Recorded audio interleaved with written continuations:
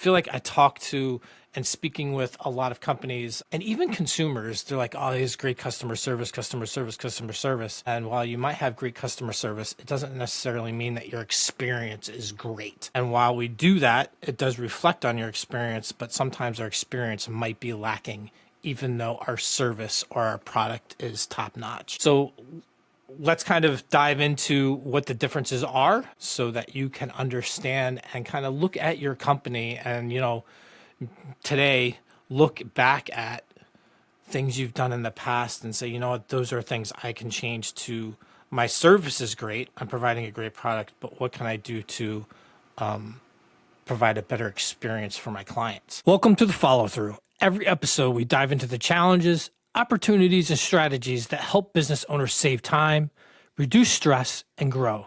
Let's jump in. This week, I want to talk about and just kind of touch on the differences between customer service and customer experience. I feel like this is something that a lot of times as business owners, hey, good morning, Jay. How you doing today? We kind of mix the two, and we look at customer service as being a customer experience as if it's one. And in reality, there's definitely two different there are two different things. I can't even talk this morning yet. There are definitely two different things. So I just want to touch on that, kind of differentiate the two. And then the rest of the week, I'm really looking forward to because on Wednesday, and I'll reiterate this towards the end. On Wednesday, we're going to kind of walk through two different scenarios. And then on Friday, I'm going to share with you guys some easy ways you can elevate your customer experience, and not necessarily by having to add more platforms or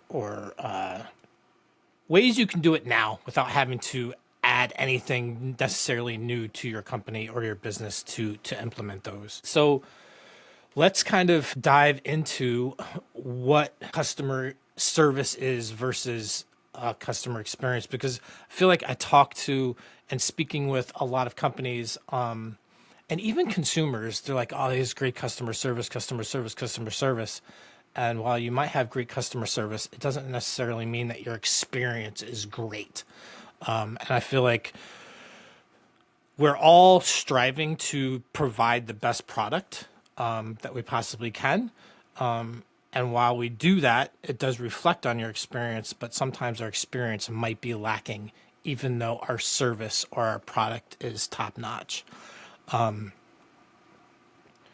So let's kind of dive into what the differences are so that you can understand and kind of look at your company and, today look back at things you've done in the past and say, you know what, those are things I can change to my service is great. I'm providing a great product, but what can I do to provide a better experience for my clients? So let's start with customer service. And I feel like a very simple and easy way to kind of explain your customer service is what happens and what do you do when a client actually raises their hand? What do you do when they reach out? When they reach out and they need something done, and then you go and provide that service? Do you fix it well? Do you fix it with quality? Do you fix it on time? So if a client has a problem with customer service, the client reaches out, they have a problem, you go and fix it, and you fix it really, really, really well. It's great customer service. If they have a question, you answer that question, and that's great customer service. If they have a complaint, let's say they have a complaint or they're not happy with something, you address it and you fix it. That's great customer service. If they have a request, if they have a request to you, you honor that request. So you are acting on what they want done, and you're doing it at a high level, which is great customer service. You're providing that service to them, and you're doing it at a high level. So, like, I don't know, for example, let's say you're a pond guy and they want a cleaning, and you go and you knock that cleaning out of the park, and they're super happy with the end result of that cleaning. You did what you say you were going to do, and that pond is sparkling clean, ready for their fish in the spring. You've nailed the customer service part about it. Now, and the customer service by nature is reactive. You're waiting for something to happen, and then you act on it, and it's done. So whereas now the customer experience part comes into what's happening when your customer is not necessarily raising their hand. What is happening in the back end? Hey, I wasn't even looking at my chats. Good morning, Paul. How are you doing today, man? Hey, Ben, how are you? Thanks, Ben. Thanks for raising the algorithm for me. I appreciate it, man. Have a great day. So back to customer experience. Again, your customer experience is about what is happening when your customer is not raising their hand. So maybe they did reach out to you and now they're waiting, or they're waiting for a response from you. How long are they waiting? How long is it taking you to get back to that person? Also, what's happening in those transition periods? Maybe a client signs up for a service for you and you can't get to them for 3 weeks. What is happening from the time they sign up to you until the time you get there? What does that look like? Does the client know what's happening? Does the client know when you're going to show up? Another great thing from another customer experience part of it is silence. Like, are you only reaching out and are you only communicating, or are you only saying hi to your clients when they are reaching out, or are you only reaching out to them when you need something from them? So, like, are you reaching out to just say, hey, how you doing? Are you reaching out to say, hey, how's that pond going? Hey, I know we did a renovation in the house. Are you enjoying that renovation? Do you have continuous communications going on with them? Maybe you've provided a service for them. Are you reaching out to them and saying, hey, Mrs. Jones, this might happen and this is why it might happen.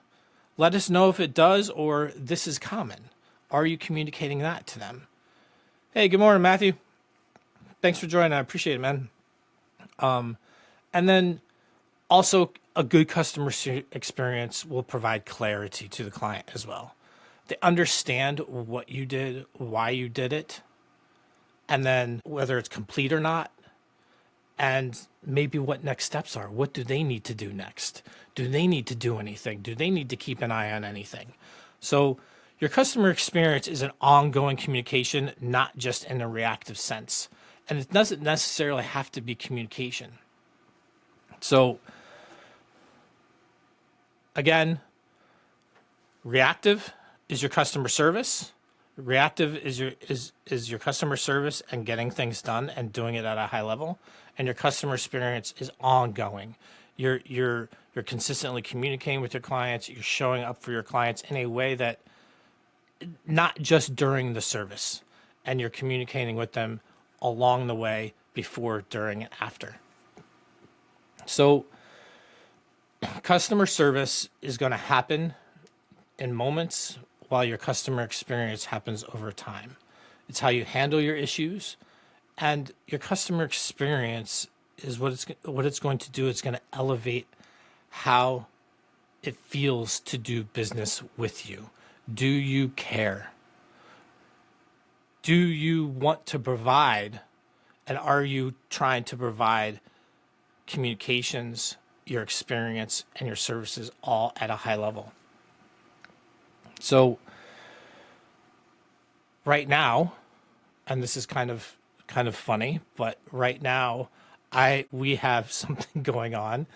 We have chickens, and I'm kind of squirreling here a little bit, but this could happen. It may not happen. Right before I came on, it was happening. So my customer service right now in this moment is I showed up when I said I was going to show up, and I am doing this live to the best of my ability to help you. And that's my service. I am providing a service. I'm providing a service to you. What could happen though is my experience could go right down, you know what, really fast because we have chickens and we love our chickens and we eat the most expensive eggs you could possibly purchase. You think the eggs at the grocery store are expensive? My eggs are really expensive, but I love them and they're great. But we have a sick chicken and it happens to be a rooster. That rooster is next to me in the room next door because my office is in the basement. About 2 minutes before I started this rooster started crowing, and he's crowing so loud. So the point of this story is I'm providing a service. I'm doing it. I'm doing it at my highest level I possibly can. And my experience right now is good. But my experience could flip really fast because you could start hearing a rooster crowing in the background. Well, I have no control over that. That is the difference between your customer service and your customer experience. How are you going to feel if you have a chicken or a rooster crowing in your ear and you can hear that as I'm speaking? Because you're probably not going to hear me because it's really, really loud. But he's on the mend. We're fixing him, so that's good. And it's fun to have animals because they always surprise you. So that is kind of like the differentiator between your experience and a customer service is how is someone going to feel? Because if he starts crying, you're like, oh, it was good, it was great, but then he started crying and I couldn't hear Clay. So my experience wasn't great towards the end. So how is your customer experience actually formed? So it's formed by while someone is waiting for a response from you. So maybe someone reaches out and they have a question. Maybe you don't know the answer to that question. What do you do? If you don't have the answer and you can respond to that person right away, what do you do? What you don't want to do is not respond. So even if you don't have the answer, or maybe you can't call that person back right away, say, hey, I got your message. I don't know the answer to your question, but I'll find out and I'll get back to you. That is forming and shaping an experience because you didn't ignore them and wait a week or wait 3 days to respond to them. They know they're going to get a response from you. And when they reach out to you, they're comfortable and they trust you. Another thing is they're unsure about what's going to happen next. And I touched on this a couple of minutes ago. It's that time period, that gap between when someone signs up with you or says, yes, I want a service done, and when that service is actually implemented. Are you communicating? Because sometimes in the service industry, someone might call and there could be weeks in between the time that they say yes to your service and the time that you actually get there.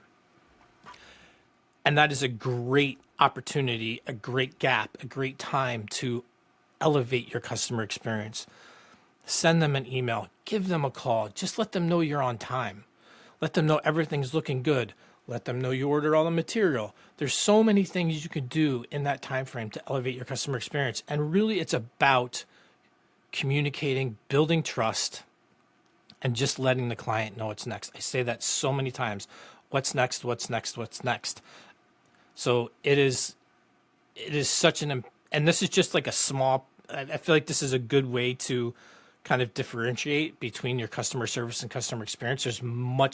There's many ways to elevate your customer experience, even after the job is done. You can elevate it tremendously after the job is done just by communicating with the client the day of.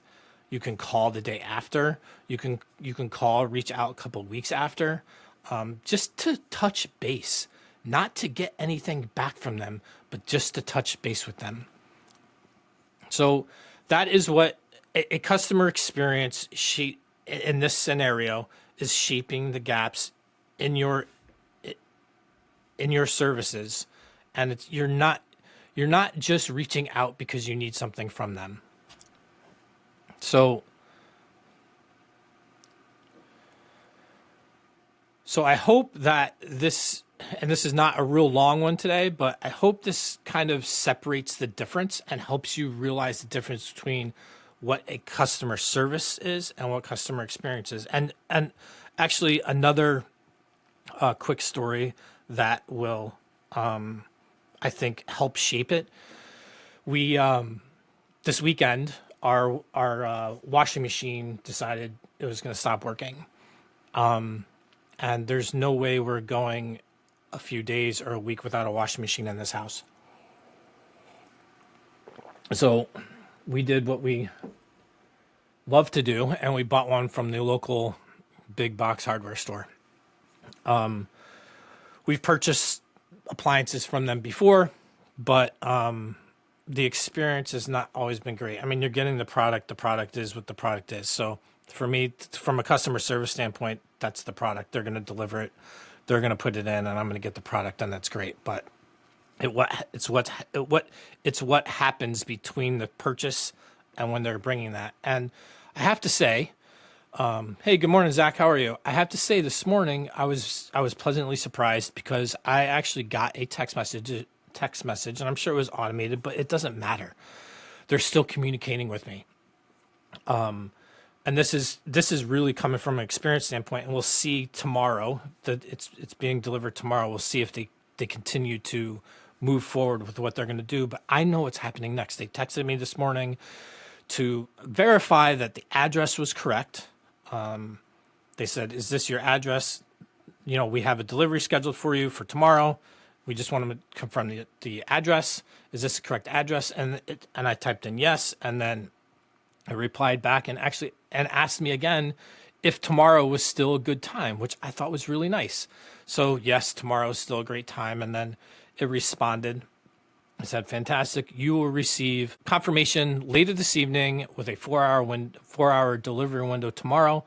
And we will also reach out to you prior to us arriving at your home."